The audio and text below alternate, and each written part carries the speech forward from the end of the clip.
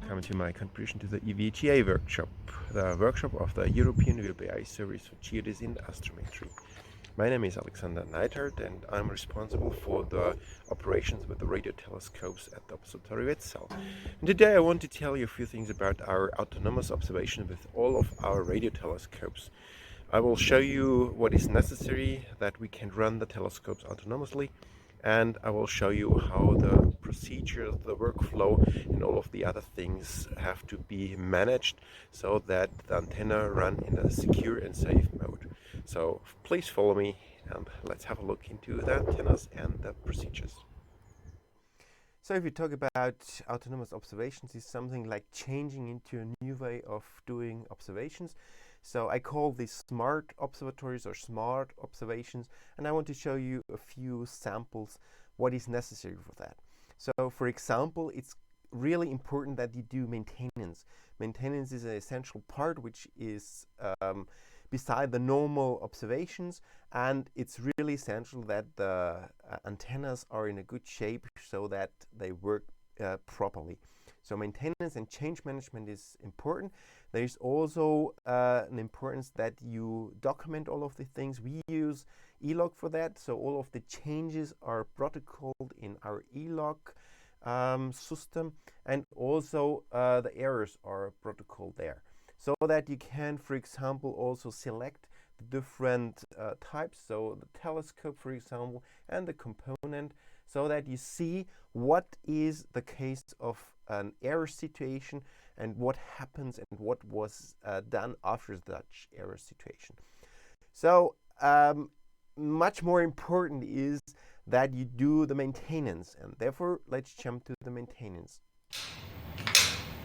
So everything starts here with a correct and regular maintenance. The antenna must be in a very well maintained and stable state to run it autonomously. So it touches things like what is collected here in this book, from safety systems to electrical systems to heating, cooling, electronics and mechanical parts, IT, time and frequency, all of this stuff.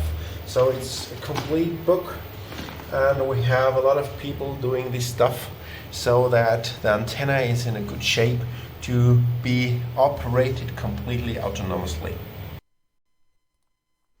So the next step is to do the preparation of the sessions. Here's the interaction to the external world, so that we get the schedules and we fetch it and we prepared for the local scenarios. These are the steps. You have to do a local prioritization and the planning. We use a local software called EVGA to plan all of the things. It fetches the official master files, and it also uses local master files with own sessions, and it prepares everything so that we see always a complete plan of what is planned for the next days. And then we fetch and we prepare the sessions. We adapt it to the local individual scenarios. So for example, if local oscillators are changed, it's not necessary that you have to commit it to the official partners. You can adapt the schedule locally so that the official partner does not see anything about this local change. And this is done directly with AutoTrudge. It fetches the session, it prepares everything for the local things, it trudges the things, and it looks like this. If you do this, you use this AutoTrudge, and you just call AutoTrudge with the individual file, the individual schedule file, and then it fetches the data if you want it. It compares everything to the master files. It automatically detects if it is an intensive or 24-hour session, if there are special requirements, and it prepares everything for that. And then you can do local checks and local preparations. These local checks and local preparations are done first of all with our remote control software. It's a web page, a monitoring web page where you see the whole stuff from the field system, all parameters, and then you can decide if the system is in a valid state, so that you can run the observations. And what you also can do is you have to do these different checks, like for a concession. So for example, what we do is we do a pointing check each Monday, each Wednesday, and each Friday, and we do also recording checks. So here's a normal pointing test, which is also automated. We added a few things to 5-point, and it makes automatically a check if the result is correct or not. So you get a status OK, and then you can continue with the operation. Another thing is that you do a local recording, and then you test if the recording is really what you expect and if the recorded data are valid, so that you get some feedback about your system status. This is done each time if you prepare, for example, sessions, and we prepare sessions for 2, 3, or 4 days, so that the system can then start autonomously. The preparation of the antenna is quite simple. You just do a call of make weekend. Make weekend is a program which was originally used for the weekend operations, the unattended weekend operations. And what you do is you just call make weekend, and you enter the individual session, and then it's automatically sent to the field system, so that you have it available in a state to start autonomously. The next thing is then the observation, and the observation is done completely autonomously.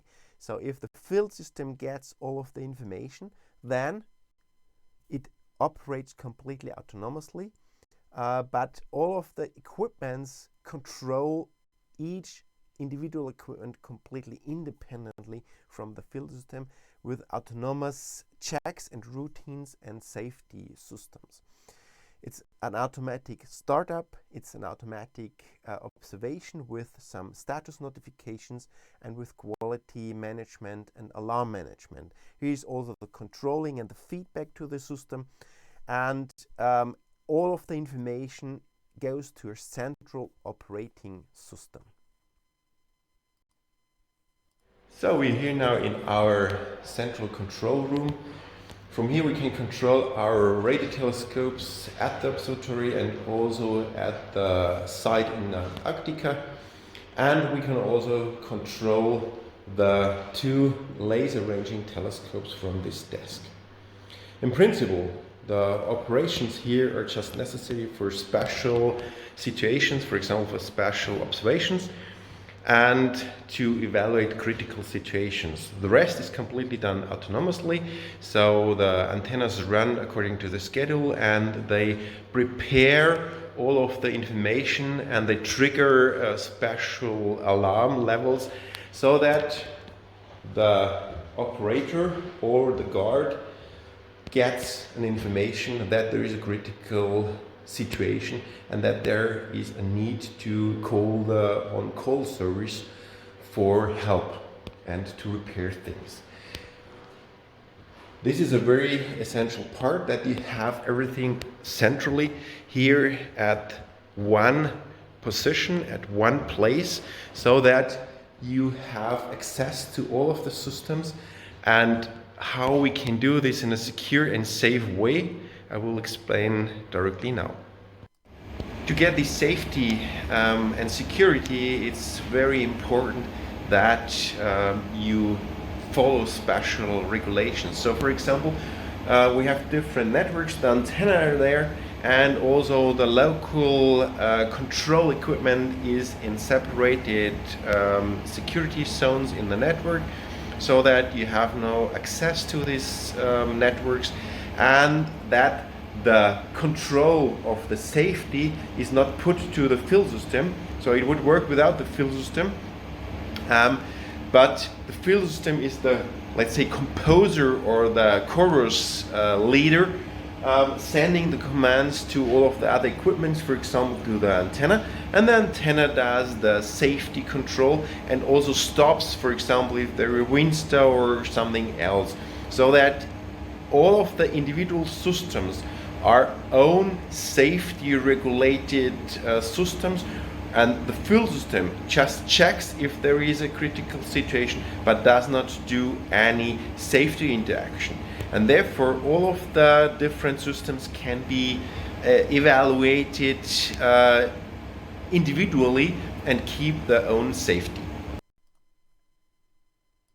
Another essential part is that all of the antennas keep their own safety with door shuts or door switches or special sensors, emergency stops and things like that.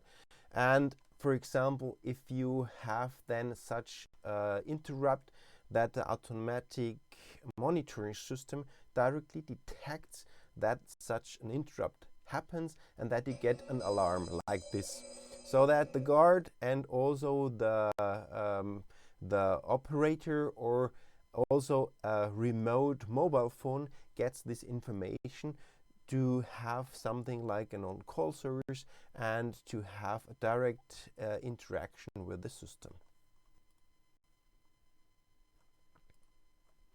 If a critical situation happens and if you are called, then you can directly check the system by going onto our web page and directly interact with the system with command line interfaces, and you have direct access, or you can go to the monitoring system and you directly get information which system has errors and failures and which errors and failures happens, so that you have also a history of that. So finally, after all of this operation stuff, there is only the requirement to do the post-processing, which is in principle the feedback to the external partners with emails and sending also the data. This means it's the module and storage management, and it's also the error and communication management. The error and communication management, for example, is something like this, that you check the situations, the critical situations, the normal behavior during the experiment. And you check, for example, tonight we had a wind stow situation, and then you directly see when this wind stow situation happens, and then you can directly zoom into these situations, and then you can get information about the critical parameters. Here we reached in a very short period the critical wind speed of 70 kilometers per hour. So that there was a 20-minute stop of the observation, and it automatically started again after this 20-minute of stopping time. So what else is possible now is that also the laser ranging systems operate completely autonomously, and they wrote an own, let's say, field system equivalent, which controls with similar commands, with similar structures, the laser ranging system, so that you can send commands, for example, for satellite observations, for common observations of common targets. You can send the same commands or similar commands to both systems, and they operate in the same style, also via a web page controlled and monitored system.